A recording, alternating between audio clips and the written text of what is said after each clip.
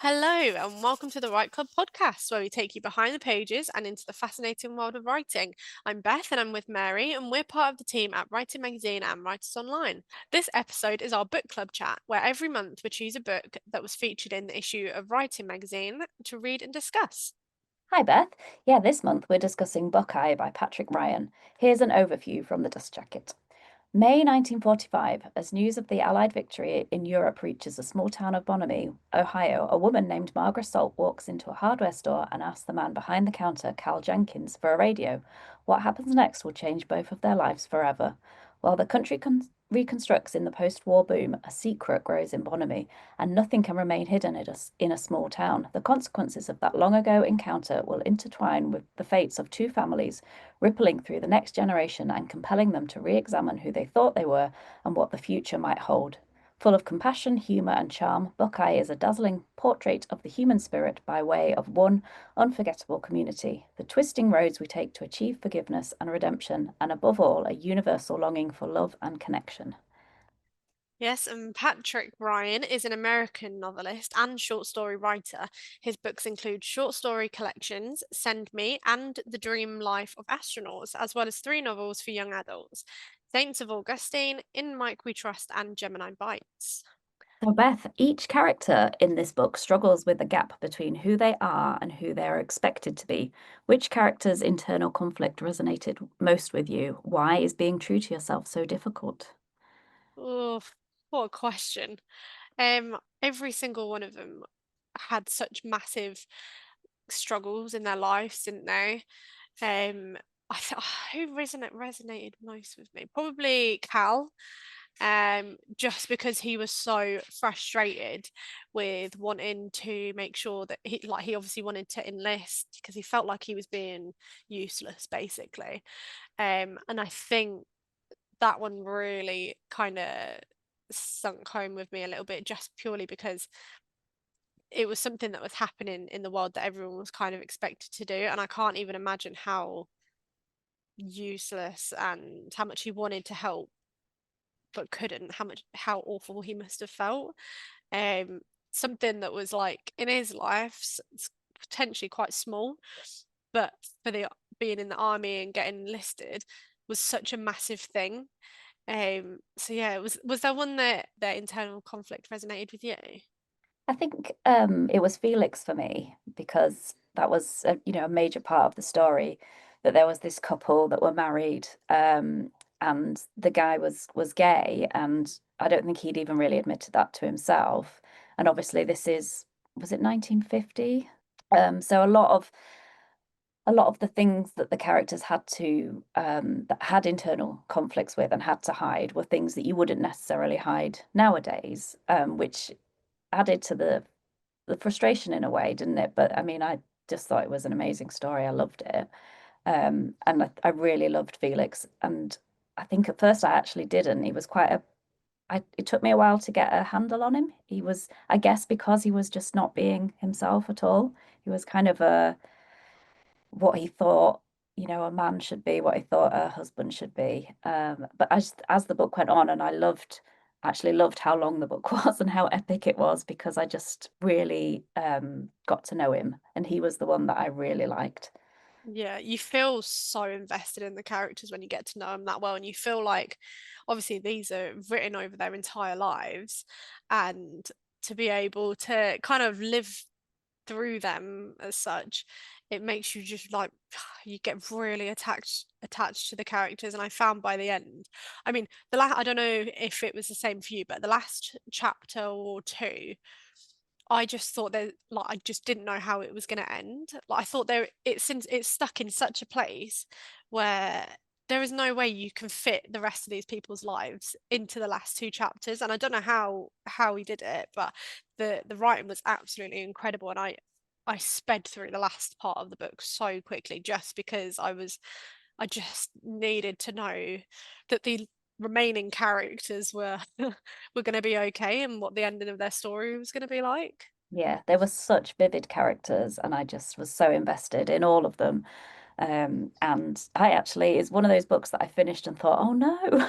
I don't want to have finished it. I want to know, I want more because they've Yeah. great. I think, yeah, like you said, his writing style is incredible.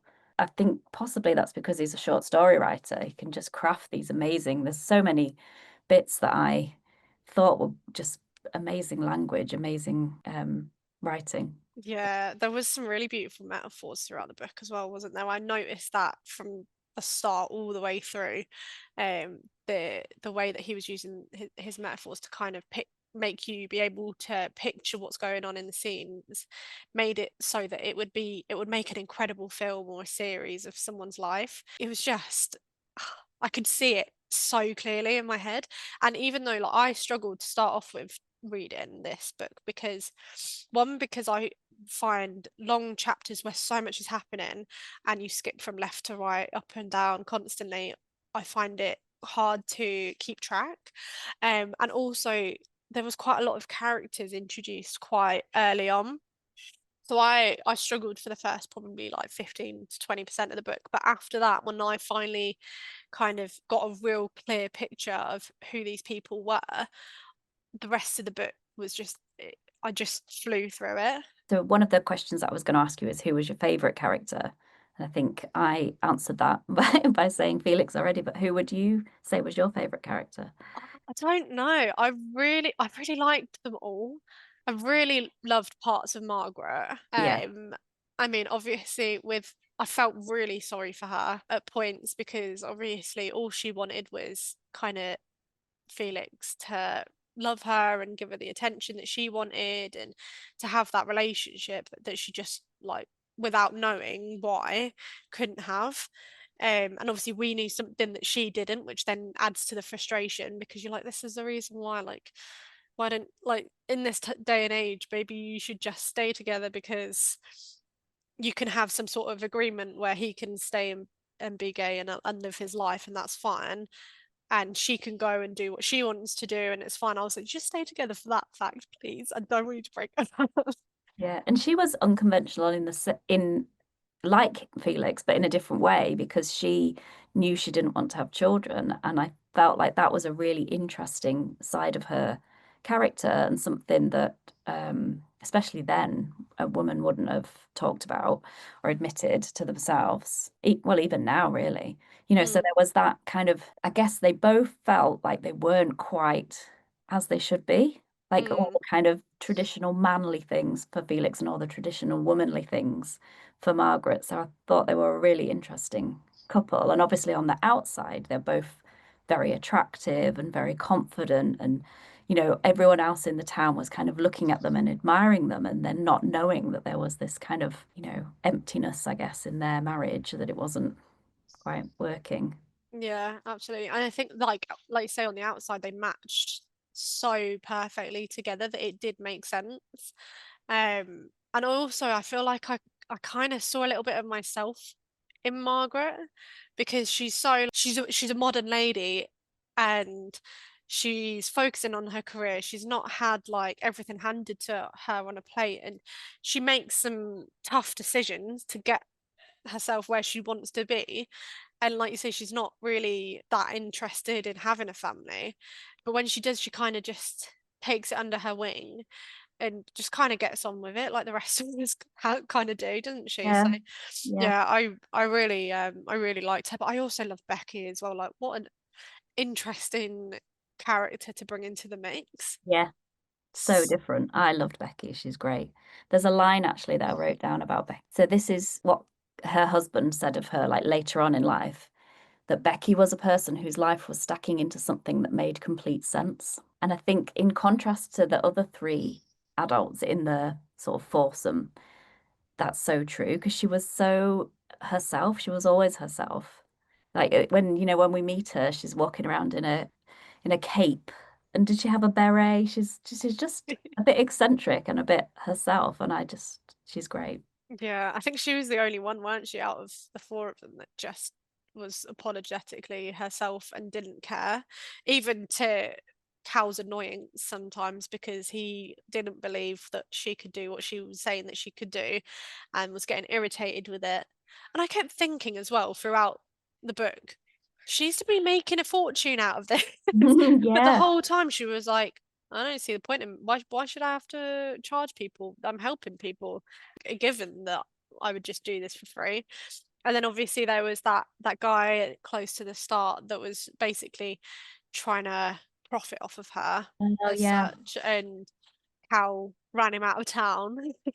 But that just goes to show how authentic she was as a character because she wasn't interested in exploiting this gift that she had, whatever it was. It wasn't clairvoyance, was it? But it was somehow being able to communicate with the dead. But she didn't, yeah, she didn't want to exploit that, and she didn't even really want people to know about it. It was just something that she was, getting on with, really. Even when anyone said to her like, "How much do you charge per session?" She was like, "Nothing. Why would I charge?" Like as if she hadn't even considered that. And it just shows her like innocence, doesn't it? Yeah, and also like it was part of her personality that she just accepted, whereas the other characters have got these parts of their personalities that they haven't accepted. So it was just really clever the way that all the characters were stacked against each other. Yeah, there was a lot of like contradictions and a lot of opposites that kind of attracted, weren't there? Yeah, I feel like the other three characters all had some level of shame within themselves. It would have been easy for Becky to feel that because everyone else thought it was so weird and they didn't want her to talk about it and they didn't want her to show this side of herself and she just had no shame with that. I absolutely loved hers and Cal's relationship as well, and the fact that he found her father dead, and she found his father dead as well, and they both got to be that person for each other. I thought it just goes to show that how important their bond was. That like Margaret and Felix, they'd gone their separate ways, and they couldn't kind of work through the issues that they'd had, whereas Cal and Becky kind of came together, and even though they lost their son, they still had Tom, that was Margaret and Felix's Yeah. child. Well, Margaret and Cal's child. They managed to kind of overlook past those things so that they could be like a happy family together, which I thought was really important because so many people, I mean, I know Margaret and Felix is a bit different because you can't love somebody you don't love, but so many people are so quick to throw things away like that nowadays and just start again because that's the easier thing to do rather than work on it. So like they had a really good group of people around them, like Everett, Cal's dad, and Cal and Becky's friends, who were like, "Why are you throwing this away? Come on." Yeah, they were separate for a long time though. It wasn't like brushed under the carpet like, oh, No. she just forgave him and like he really explored that in the book. I thought it was Mm, really wonderful how he really explored how they would feel about that and how they very gradually came back together. And it was Cal's perseverance really. He was the one that had messed up the marriage. mm. Just kept at it really. Yeah, that's what I mean by like most people would have just given up. Yeah. And for the fact that I mean, he was obviously absolutely besotted by this woman, and wanted them to continue their life together and grow old. And oh my God, that scene when they were on the roller coaster. I know. I know. I was like, okay, I'm not crying. I'm not. It There was was a so great sweet. There was a great line before they got together when he was still trying to win her back. Narrator says this was her birthday present, his needs, because he like took her out for dinner for her birthday and then basically said, I don't know what else to do. I've tried everything and just sort of put it all on her feet. And it just really stuck with me that line. And it was just very, very honest. And there wasn't anything that she could do or that he could do really. It was just time. Yeah. And what did you think to Everett? So Everett was Cal's Cal's dad. dad. Yeah. Yeah, he was a great character because I was going to say this before when you were saying about how Cal was so affected by not being able to go to war because all of the other men in the book who did go to war were really scarred by it, weren't they? So he did have a lucky escape because of accident of birth that he had one leg shorter than the other.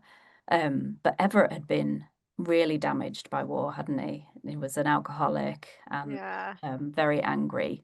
And he was a difficult character. But then when Cal and Becky had their son, you started to see what a nice man, that he was a nice man underneath it all.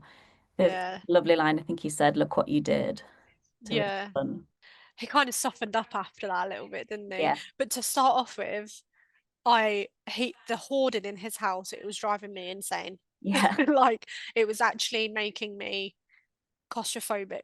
Like, and I could fully picture his house as well, and all the tires in the yard, and just crap everywhere. Yeah. And that was, but I really ended up liking him, and Yeah. his letters to the president. I know they weren't meant to be funny, but I feel like they added like a really like good level of kind of humor Yeah. into it to show that this man, he's just so like, he's just so out of it, bless him. Yeah. He was a like absolutely cantankerous old man, wasn't he? But because he really cared, because he didn't want the country, didn't want America to keep sending all these young men to war to go through what he went through. And that was kind of one of the big themes of the book, was that you can never tell someone not to do anything. Mm, Everyone has to learn for themselves, and must be so hard to watch when you've said to your son, your grandson, like how awful war is, and then they end up going to a war. mm. There's another lovely thing about Everett when he adopted that little funny little dog that was Oh, little puppy that was close to death, and then was absolutely besotted with him, wasn't he? that reminds me of have you seen the film Coco, you know, the Disney film? I haven't actually seen it. There's a dog in there called Dante, and he's just like he's just the most ugliest little dog. But he's so loyal and he sticks around with everyone. And when I was reading the book, I was really picturing that funny little dog, and his tongue's that long, it like wraps around his face like three Oh, times. oh, yeah. And there's definitely, something about the person that adopts the ugliest dog or the, mangiest cat, and you know that they've got a soft, lovely heart. Oh yeah, absolutely. And there was actually quite a little bit of, considering how quite intense a lot of the book was, there was quite a bit of humor in there that actually did make me giggle quite a bit. I mean, a part where I think Margaret and Felix had been together for a little bit, and you know how they hadn't slept together for quite like for the whole of their relationship up until marriage, where Margaret explained that Felix had the sexual creativity of a turnip. That line has really stuck with me because I'm like, if I ever want to like insult anybody, just say that now. It's just such a creative insult. Yeah, his language is amazing because it felt really unusual, but really easy to get into. You really felt like he was talking to you rather than, trying to write like a big lofty book, even though the language is beautiful and it's very Mm, writerly, but it's also very unique. yeah, definitely. I'd be really interested to hear like where he kind of got these ideas from, whether it was like a family story or whether he'd got that from somebody else. Because I did read the acknowledgements, but I couldn't quite work out whether it was he'd got it from research in his own family or somebody that he knew, or whether it was completely fictional. Because to kind of come up with all of those concepts and ideas without any like anything to go off, that's impressive. It's really Yeah. impressive. Yeah, definitely. So that leads into a good question about it's fictional, the town Bonhomie in Ohio. It's the backdrop of the story. So how familiar are you with small town America, and did the setting ring true to you? How does small town setting intensify the impact of secrets? Oof. Well, I think I am not familiar at all with small town America at all. But I could really picture it. And I think the fact that it was such a small town, everyone knew everyone, and you couldn't really keep a secret because if you told one person, then the whole town knew basically. And same with like Becky's advertisement. The word got round so quickly about her having people, that she was having queues of people outside a door, and um, even to the point where she was trying to keep that from Cal, and he eventually found out because you can't keep a secret in such a small town. Um, but what did you think about the setting? Yeah, I thought it was really good, and I thought a lot of the characters had come from a big city. Well, Margaret and Felix, they came from the big city, didn't they, to this small town. And I think I don't think their story would have been that different in a city, or maybe they could have made a life that worked for them. But being in that small town, and Margaret in particular never wanted to be there, did she? Because she'd grown up in an orphanage and had it wasn't really an unhappy childhood because she had the lovely foster mother at the home, but she was trapped, wasn't she? She felt like there was more for her. She always had this feeling of wanting more, and then to marry this very handsome, desirable man and then end up in a very small town was not what she wanted at all. So that was interesting. Yeah, and I think the small town helped to really narrow in on those two families. So they stayed close together and their stories stayed close together because in a big city that maybe wouldn't have happened. This is quite a good one. How does the book explore what it means to build a life with someone over decades? What did you take away about long-term relationships, whether romantic, platonic, familial, or other? I really liked the way that so Margaret left, and then Felix was left with his and Margaret's child, and Cal and Becky were left. And then Felix and Cal and Becky became really good friends. They really helped each other out and they had a really lovely, special bond that was, they wouldn't have had otherwise. And I thought that was lovely. And there was lots of things where they were looking after each other in a very subtle way. I think Felix came in and helped Cal and Becky after their son had died, and he would just come in and put shopping away for them and stuff, wouldn't he? He wouldn't even have to say that he was doing it, he just wanted to help. And then when he was dying, when Felix was dying, they were both there for him. Mm, And it was yeah. Cal that went and got Tom to come back and talk to him. Yeah, definitely. And I think the way that Skip and Tom both grow up is a massive testament to how Margaret and Felix and then Cal and Becky raised their children, because after Skip died, Tom was also coming back um, to help Becky and Cal and was going to visit the grave and talk to him. And he was saying at one point that it was a bit strange to be kind of spending time with Cal and Becky without Skip, but that I think eventually it just kind of became normal that he still wanted these two people in his life, even though it was Skip that was his friend. His family, or Skip's family, was also important to him as well, Yeah. which I think goes. I mean, we've all got that friend, haven't we, that we've known for such a long time that their family is our family, and I think that was really nice to kind of see that portrayed in throughout the whole book. Mm. Um, And fascinating as well that they were so drawn to each other and they didn't know that they were actually half brothers. And Skip was 2 years older, so it wasn't just that they were the same age and hanging around together.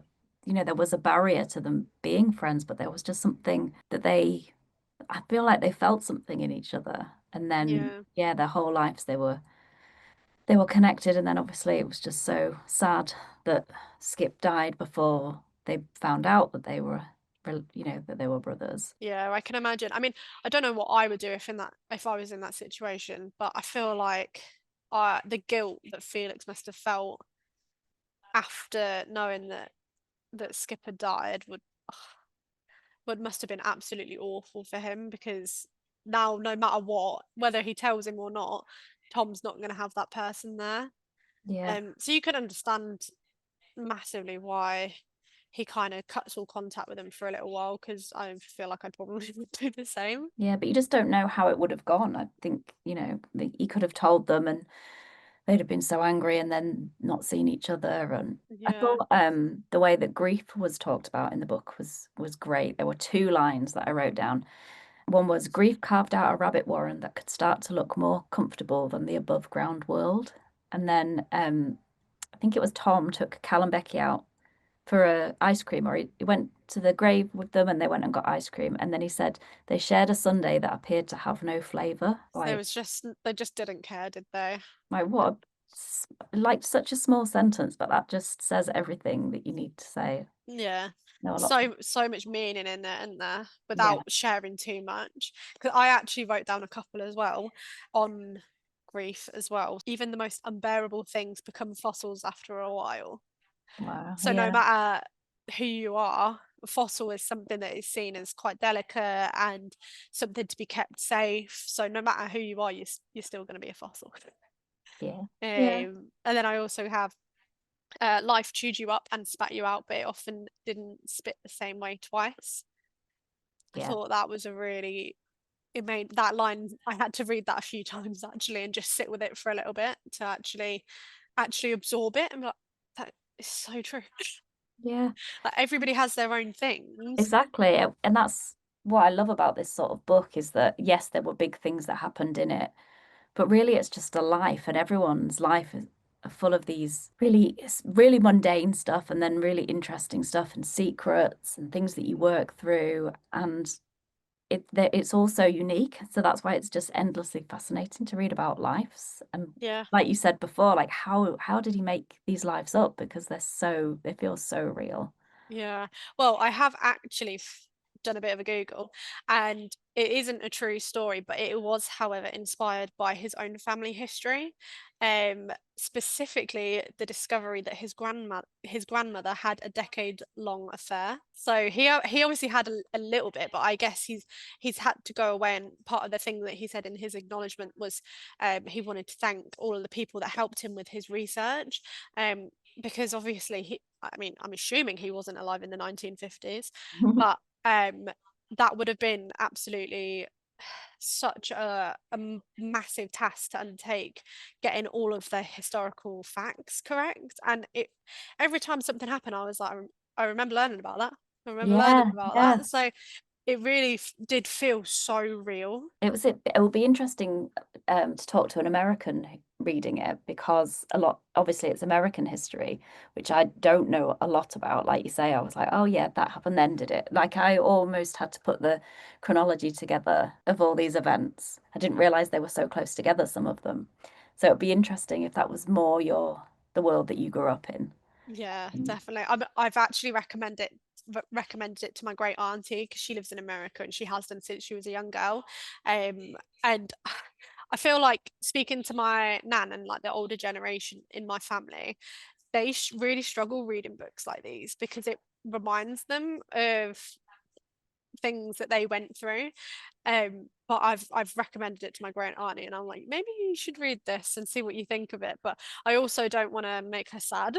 if Yeah. if it reminds her of times that weren't so good, like the war is not an easy thing for anybody of that generation to talk about, let alone if you had people that you lost in it or people that you know who fought in it that came back a completely different person. But I've sent going to send a copy over to her. Yeah, I mean the Vietnam War stuff I found really interesting because that's another thing that I've known about. I've heard loads of stuff about it, and I know that there was all this discontent about it. But that really made me go and do some research and look into that because that was the one that changed people's thinking a lot, I think. But I think all wars are like that. I don't think you can live through a war and really believe that that's the way to achieve anything. It's No. so sad. There was things in the book about how many people had died in each conflict. And, when you think about a small town, I guess that's doing it as well. Like the percentage of young men that didn't come back or came back damaged, and how that changes and how that is then intergenerational grief that's handed down and all this kind of stuff. It's yeah, really interesting. Yeah, I found that part of it really interesting, and the the sense of community when either one any something like a war was starting or something really bad happened, how people kind of all grouped together, but also when everybody would run out of their house and go straight to the radio. I absolutely loved that image in my head of them all celebrating because something amazing had happened or a war had finished or there was finally a ceasefire or something like that. And just how every it affected every single person, even like when the president died, Mm, how they said that I can't remember which two characters it was, but they said that they just sat there and cried all day. yeah. And I think it was actually Margaret and the her boss at the time when she was working in a store Oh yeah. where they Yeah, they had farmed it out. on TV, didn't they? And that made me think about when Princess Diana died. I was working in a shop and then no one came in all day and we all had the radio on and it was such a sort of weird, surreal experience, but like really bonded me with those women that I was working with. Yeah. And it Oh, just made me think about that, yeah. give me goosebumps. Yeah. Obviously we've mentioned it, but there are a lot of secrets in the book, and they've all got quite big ripple effects. So, what do you think is the difference between a mistake and a secret, and how do the lies protecting the secrets end up causing more damage than the original wrongdoing in the first place? Yeah, interesting. I mean, in this case, obviously, it was the affair between Cal and Margaret, what would that have been like if they'd have confessed straight away? Mm, You just don't know, do you? And awful things that you go through in your life sort of happen for a reason, and I think it would be very difficult for Tom, who was the baby that was born out of that affair, and he didn't know until he was an adult. Obviously, that's going to be really hard for him throughout his life to think about what would have been. I don't think he'd have wanted to change his life. He actually had a very lovely upbringing with mm, Felix, who he always saw as his dad, and he didn't know he wasn't his dad. But he was such a lovely man, wasn't he? And you wouldn't really want anything else if you'd had such a one brilliant parent is better than two that don't really do a great job. yeah, so true. And I think as well, if Felix had confessed what had happened between him and Augie whilst he was away, if he'd have done that as soon as he came home, I feel like things would have been very different because Margaret only confessed what had happened between her and Cal after Felix had confessed. And he'd been Yeah, home for, I can't remember really how long it was, but he'd been home for quite some time yeah. before kind of confessing that. And that was only because he'd finally spoken to Augie through Becky. Um, and I was thinking like, oh, if he'd have just said that as soon as he got home, like, I'm really sorry, but this has happened, then I feel like Margaret wouldn't have felt the guilt that she'd have felt for such a long time as well, because they both made a mistake. Yeah. But would Felix have raised a baby that he knew wasn't his because he didn't know that Tom was Well, for a long time? potentially not, but then with if Margaret didn't have the guilt about being such a horrible person for doing this horrible thing, she might have stayed. Yeah. Yeah, And they could have had an arrangement like you said earlier. And yeah. yeah, it's always what if though, and you never know, especially with these books. You'll have to No.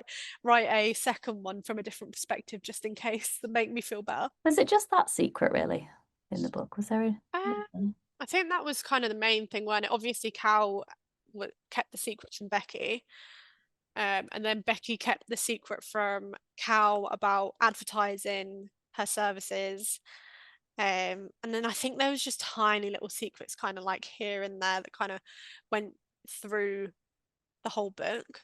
But I think there is a massive difference between making a mistake, like what they both did, and then keeping a secret that eventually is just going to cause more hurt. And I feel like Felix, for him, what he was doing wasn't a mistake, but he knew that he was a married man. So yeah, okay, it was a mistake, but coming home and keeping that secret for longer. It was so sad, that story, because that was a real love story, wasn't it, between him and that guy. It was lovely. And then to have lost him, and then also to never really be able to talk to anyone about it. Imagine if you lost someone that you love so much, but you couldn't even talk to anyone about it. It was a secret. Yeah, I Yeah. was happy actually that by the end he had, whether it was a partner or whatever, he had somebody that he was spending time with. That, I mean, they said that made sure that he never left his car outside his house overnight and things like that. But he had somebody that he could live life with a little bit, because I feel like that must be such an isolating, knowing that you've had it once and you lost it, and that at that moment in time it didn't really matter who, not necessarily who knew, but you were in a situation where people weren't paying attention to you, you didn't have eyes on you, so you could see who you wanted to see. To then come home and have lost that, as well as have all of the trauma from what Yeah. can't even imagine, can you, how awful that No. must have And been. just never being able to have someone see the whole you, who you really are. Because I Hmm. think that's what everyone wants, isn't it? They want that connection. They want someone who just sees, who knows them entirely. There was a great bit that doesn't really fit in with what we're talking about now, but there was a brilliant bit that I thought was just how women talk to each other. Yeah, because the problem with Becky and Cal, the problem in their marriage before, obviously the big problem in the marriage, was that he didn't believe in what she did. And I thought that was really interesting because if there's that lack of respect or understanding in a relationship, that it's a small thing, but it's like a pearl, isn't it? It gets bigger and bigger, and that I thought that was really, really interesting. And she says to her mum that he doesn't respect what she does or take her seriously. And her mum says, "You'll find a squirrel who can sing Maisie Dotes before you find a man who takes you seriously." And I just thought it was brilliant. And I just thought that is exactly how women speak to each other and mums, how mums speak to their daughters. And, it's all like, well, Yeah, I do. I really loved some of the comments in the book and some of the speech. I found it just made such what could be quite a, and it was an intense book, but it wasn't like I was reading it and felt super down in the dumps, because I feel like Patrick made the speech in it so uplifting and added a bit of humor to it, a bit of lightheartedness, that that these people, and I guess that's what people in that day and age had to do. Otherwise, it would all be doom and gloom. So I really like that, and I actually made a note of that line as well, because I thought this woman knows what she is talking about. yeah, exactly. And but you also, and like, it's also a bit frustrating because you feel like if someone had just been able to take Cal aside and say, look, you don't actually have to believe in what she's doing, you just have to be there for her, then because it's such a small thing and it gets bigger. And I just, yeah, it's really interesting to look down on a relationship and to be able to see that thing that's tearing them apart and just, Mm, what the other person needs you to say would be very helpful sometimes. yes. Yeah, absolutely. And if only her mum said that to Cal. Yeah. Yeah, exactly. If we were just honest with each other about what we wanted each other to Oh, say without thinking that they should just know, like people don't just know. no, not mind readers, No, exactly. unfortunately. So yeah, absolutely loved this book Yeah, so did I. I really enjoyed it. I loved absolutely everything about it, and I just could not put it down. and I really recommend anyone listening, if you haven't read it already, go and read it. And if you do read it, come and talk to us about it because I could talk about it all day. Oh, there was something I wanted to read actually at the very end because I thought this review from the New York Times just said everything that I wanted to say, really. Other than Bourbon, is there anything more reliably sweetened by the phrase old-fashioned than the American novel? Patrick Ryan's captivating Buckeye may provide the most recent proof. Omnipotent, sweeping, almost defiantly sentimental, Buckeye is a reminder of the deep pleasures of following a cast of characters over their entire lives through births, deaths, marriages, tragedies, and in this case, hard-won reconciliations.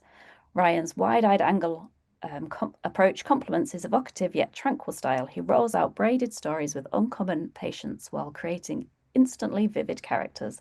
The author clearly loves these people, and he makes the safe bet that you will too. That couldn't have been said more perfectly. I'm so glad Exactly. you found that review, because that is absolutely perfect to finish this podcast episode off, because It it's is. just a absolutely brilliant depiction of what the whole novel was about. See you next time on the next episode, and thanks everyone for listening. Thank you. Bye. Thanks for tuning into the Write Club. We hope you enjoyed this episode and feel inspired to keep writing. Don't forget to sign up for our newsletter at Writers Online, your go-to for writing tips, competitions, and exclusive updates. Plus, you'll never miss an episode of the Write Club. Until next time, happy writing!